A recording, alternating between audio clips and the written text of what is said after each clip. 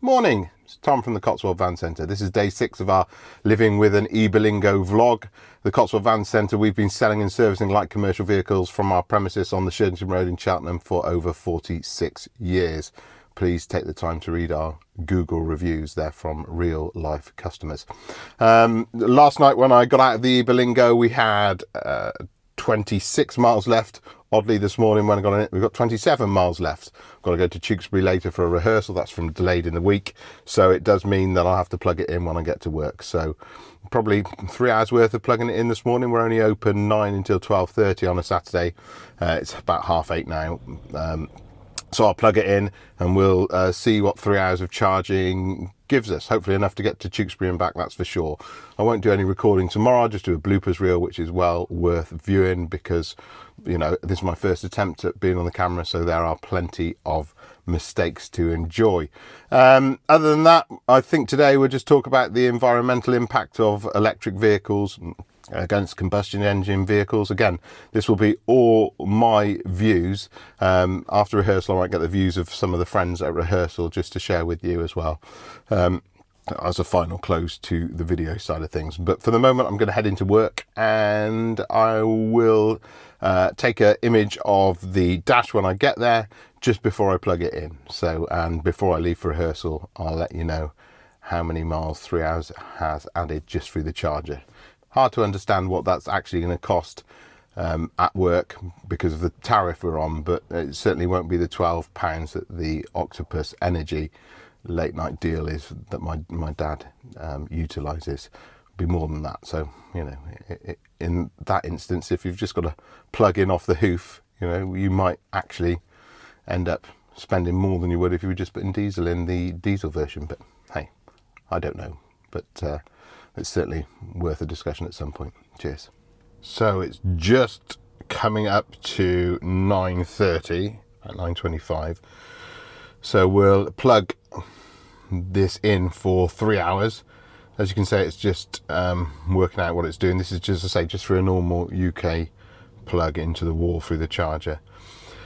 See what charge we get. It says 27 miles now. Actually, when I got to work, I left home and it said 27 miles.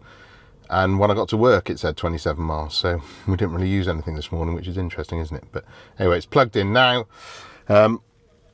We'll see what happens in 3 hours when I take it out again. So I've had to cut the charging short today. I've got to go and pick a customer up. So we've just about 2.5 hours and it's got us up to 50 miles. You can see it's charging at 8 miles per hour, which is probably the slowest you'll ever get. But it's enough to get me to Tewkesbury and back today. And as I say, I'm not going to do too much tomorrow. So yeah, definitely not the best way of charging your vehicle, that's for sure. But it's certainly given me enough to do what I need to do today. So it's 5 to 5 and I've done all the errands that I needed to do today. I finished rehearsal over in Tewkesbury. On the way back to my house, according to Mum and Dad, sadly they weren't in. I wanted to see what miles per hour Dad's fast charger that was installed when he went with the Octopus on his wall would offer us. Doesn't matter, he wasn't in. We've got 22 miles left. We've been driving in eco mode with the battery regen on, not that I needed to because only 3 miles to work on Monday. I said I'd ask the guys at rehearsal what they thought about electric vehicles and environmental, you know, issues regarding them, and they were nonplussed, to be honest with you. They didn't really have an opinion. Maybe they hadn't been asked before, so it's something that I had to think about.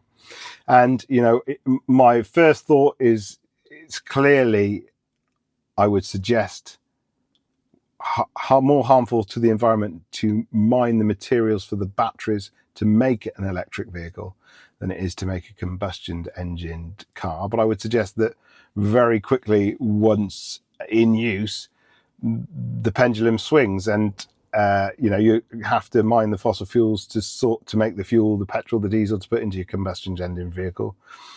And so yeah, it becomes more harmful the other way. How much of the world is going to adopt a decent recycling process of the batteries? Does that matter? Isn't it a case of leading by example and just getting the job done and moving over to an electric vehicle, whether that be a van or a car? For me, as a petrol head, I really struggle with it.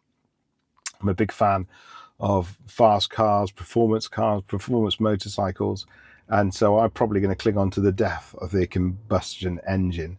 That's not to say if I had a bit of spare money, I wouldn't consider one for a daily commute, maybe. No, I'm lying. I wouldn't. I'd just stay with my petrol engined vehicle. So we've come to the end of the week. Would I buy this van? I think if I was a local painter and decorator or a carpenter or someone, doesn't really matter what trade person you are, if you were in the local area and you were only doing 20-30 miles a day, then yes, definitely I would. It's done everything really, really well, and we've even managed to get more miles from the range than suggested. It's a lovely place to be in here. The aircon's icy cold, so I would definitely buy it. And if I was going to buy it, I would buy it from a reputable company like the Cotswold Van Centre, someone where their customers give them 5 stars for customer service. So that's what I would definitely do that. And you could then get a charger installed by the likes of an energy company doing a deal, and then just leave it on charge once a week. If I was going on longer journeys, this wouldn't be the electric van for me, but it's not saying I wouldn't want an electric van if I was a tradesperson. I think there are vans now, especially with the weight increase, we haven't talked about that, but they're increasing the weight limit from 3.5 ton for electric vehicles to make the payloads bigger.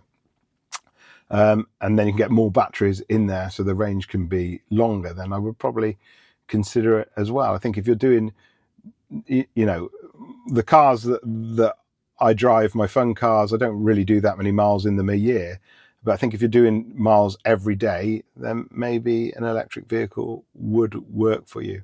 And let's face it, there are many companies, large companies, that offer you free charging at work. So that might be a lovely perk as well. So you can get your energy for free. But yeah, that's where we are. I'll take a quick picture of the display for you so we can finish on that. Tomorrow, just have a listen into the final episode. I'll give you a discount code so you can get £500 off this van here if you say the right phrase. So I'll give you that tomorrow, and then I'll try and edit when I can a bloopers reel. Might be Monday, because I would suggest I'll only edit this video tomorrow on Sunday. But listen, thanks for staying with me, those you had. It's been hopefully informative. I've learned a lot. I've certainly learned, as I said, that at the start of the week, it was a bit of a gamble for me because I didn't know whether it would backfire, because it might have just been rubbish, but actually it's been really good. So yeah, my attitude towards this van in particular, or on electric vehicles, has changed a little bit. So interesting. Thank you very much.